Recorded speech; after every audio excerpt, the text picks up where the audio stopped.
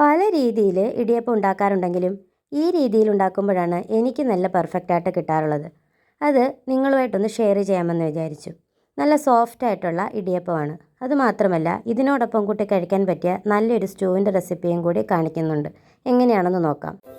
തയ്യാറാക്കുന്നതിനായി ഞാനിവിടെ 250 ml കപ്പിന് 2 cup പച്ചരിപ്പൊടിയാണ് എടുക്കുന്നത്.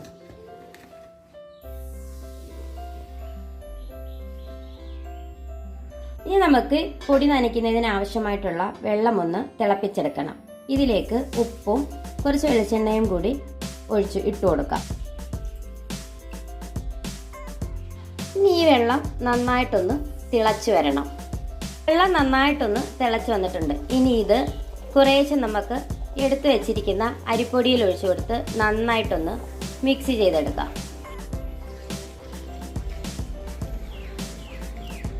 നന്നായിട്ടൊന്ന് ആ പൊടി എല്ലായിടും ഒന്ന് നനയുന്നിടം വരെ നന്നായിട്ടൊന്ന് മിക്സ് ചെയ്ത് കൊടുക്കണം. നമുക്ക് ആവശ്യത്തിന് വെള്ളം ഒഴിച്ചിങ്ങനെ കൊടുത്ത് മിക്സ് ചെയ്യാം.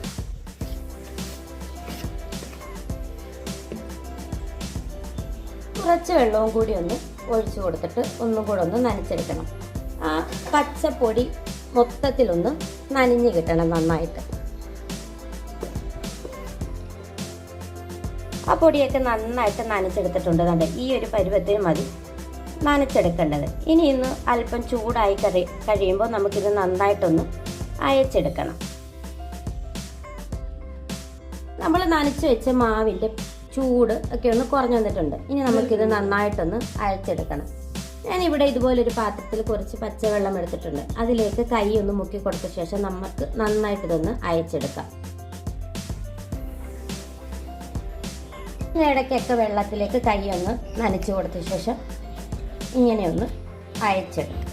മാവെല്ലാം നന്നായിട്ടൊന്ന് അയച്ചെടുത്തിട്ടുണ്ട്. ഈ ഒരു പരുവത്തിന് വേണം നമുക്ക് ഈ മാവ് കിട്ടേണ്ടത്. ഇനി ഇത് നമുക്ക് വേവിക്കാനായിട്ട് ഇതിൻ്റെ തട്ടിലേക്കൊന്ന് ചുറ്റിച്ചു കൊടുക്കാം. അതിനുവേണ്ടി ഇടിയപ്പം ഉണ്ടാക്കുന്ന ഈ തട്ടിലേക്ക് നമുക്ക് ആദ്യം കുറച്ച് ഓയിൽ ഒഴിച്ചു കൊടുത്തിട്ട് എല്ലായിടവും ഒന്ന് തേച്ച് പിടിപ്പിക്കണം.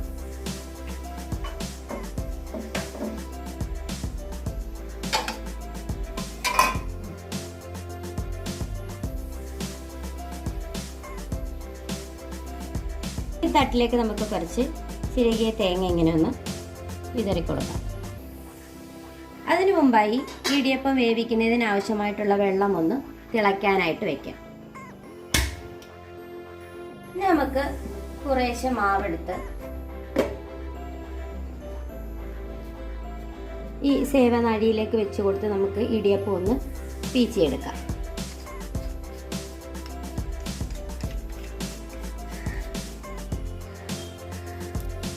വളരെ പെട്ടെന്ന് നമുക്ക് ഇത് ഇങ്ങനെ പീച്ചിയെടുക്കാൻ പറ്റും. മാവ് നന്നായിട്ട് അയഞ്ഞ് കിട്ടുകയാണെങ്കിൽ ബുദ്ധിമുട്ടൊന്നും കൂടാതെ തന്നെ വളരെ എളുപ്പത്തിൽ നമുക്ക് ഇടിയപ്പം ഇങ്ങനെ പീച്ചിയെടുക്കാൻ പറ്റും.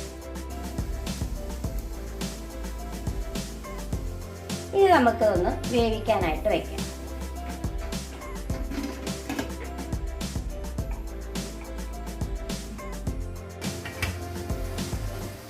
ഇതിൻ്റെ കൂടെ കോമ്പിനേഷനായിട്ട് കഴിക്കാൻ പറ്റിയ നല്ലൊരു സ്റ്റൂവിൻ്റെ റെസിപ്പിയും കൂടെ കാണിക്കുന്നുണ്ട്. അതിനായി കുറച്ച് അരിപ്പൊടി നമുക്കൊരു പാത്രത്തിലേക്ക് ഇട്ട് കൊടുക്കാം. ഇനി അതിലേക്ക് നമുക്ക് കുറച്ച് വെള്ളം ഒഴിച്ചു കൊടുക്കണം. കുറച്ച് അധികം തന്നെ വെള്ളം ഒഴിച്ചു കൊടുക്കണം. കാരണം ഇതൊരു ലൂസ് കൺസിസ്റ്റൻസിയിൽ വേണം നമുക്ക് കിട്ടേണ്ടത്.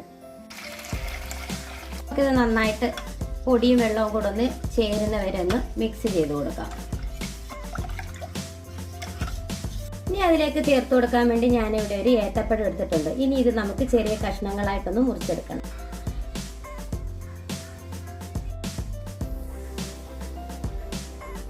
ഇതൊന്ന് വേണം അരിഞ്ഞെടുക്കേണ്ടത്. ഇനി നമുക്ക് സ്റ്റൂ തയ്യാറാക്കാം. അതിനുവേണ്ടി നമുക്ക് ഒന്ന് അടുപ്പിലേക്ക് വെച്ച് കൊടുത്ത ശേഷം നന്നായിട്ട് ഇങ്ങനെ ഒന്ന് ഇളക്കി കൊടുത്തുകൊണ്ടേയിരിക്കണം. ഇളക്കി കൊടുത്തില്ലെങ്കിൽ ഇത് കട്ട കെട്ടിപ്പോവും. അതിനുവേണ്ടിയാണ് ഇളക്കി കൊടുക്കാൻ പറയുന്നത്. അത്യാവശ്യം നല്ല തിക്കായിട്ട് കിട്ടിയിട്ടുണ്ട്. ഇനി ഇതിലേക്ക് നമുക്ക് അരിഞ്ഞു വെച്ചിരിക്കുന്ന ഏത്തപ്പഴം ചേർത്ത് കൊടുക്കാം.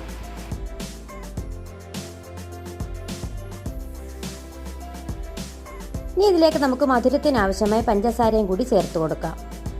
ഇത് നമുക്ക് ടേസ്റ്റ് കൂട്ടാൻ കുറച്ച് പാലും കൂടി ഇതിലേക്ക് ചേർത്ത് കൊടുക്കാം. ഏലക്ക പൊടിച്ചതും കൂടി ചേർത്ത് കൊടുക്കാം. അവസാനം നമുക്ക് കുറച്ച് നെയ്യും കൂടി ഒന്ന് ചേർത്ത് കൊടുത്ത് നന്നായിട്ടൊന്ന് മിക്സ് ചെയ്ത ശേഷം, അതായത് ആ നെയ്യൊക്കെ ഒന്ന് മെൽറ്റായിട്ട് വരുന്നിടം വരെ ഒന്ന് മിക്സ് ചെയ്ത് തീ ഓഫ് ചെയ്ത് നമുക്ക് അടുപ്പിൽ നിന്നും ഇത് സ്റ്റൂ ഇവിടെ റെഡി ആയിട്ടുണ്ട്.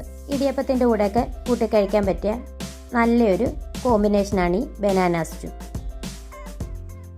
നമ്മുടെ ഇടിയപ്പം എല്ലാം വെന്ത് നന്നായിട്ട് വന്നിട്ടുണ്ട്. ഇനി ഇത് അടുപ്പിൽ നിന്നും മാറ്റി കൊടുക്കാം. സോഫ്റ്റ് ഇടിയപ്പമാണ്. ഇത് നമുക്ക് മറ്റൊരു പാത്രത്തിലേക്ക് മാറ്റി കൊടുക്കാം. വളരെ എളുപ്പത്തിൽ തയ്യാറാക്കിയെടുക്കാൻ പറ്റിയതും നല്ല സോഫ്റ്റ് ആയിട്ടുള്ളതുമായ ഇടിയപ്പമാണ്. എല്ലാവരും ഈ റെസിപ്പി ഒന്ന് ട്രൈ ചെയ്ത് നോക്കിയിട്ട് ഫീഡ്ബാക്ക് അറിയിക്കണം. എൻ്റെ വീഡിയോസ് ഇഷ്ടപ്പെടുന്നുണ്ടെങ്കിൽ ഒന്ന് ലൈക്ക് ചെയ്യുകയും സബ്സ്ക്രൈബ് ചെയ്ത് സപ്പോർട്ട് ചെയ്യുകയും ചെയ്യണേ. ഇനി ഒരു ഈസി റെസിപ്പി ആയിട്ട് കാണുന്നത് വരെ താങ്ക്സ് ഫോർ വാച്ചിങ്.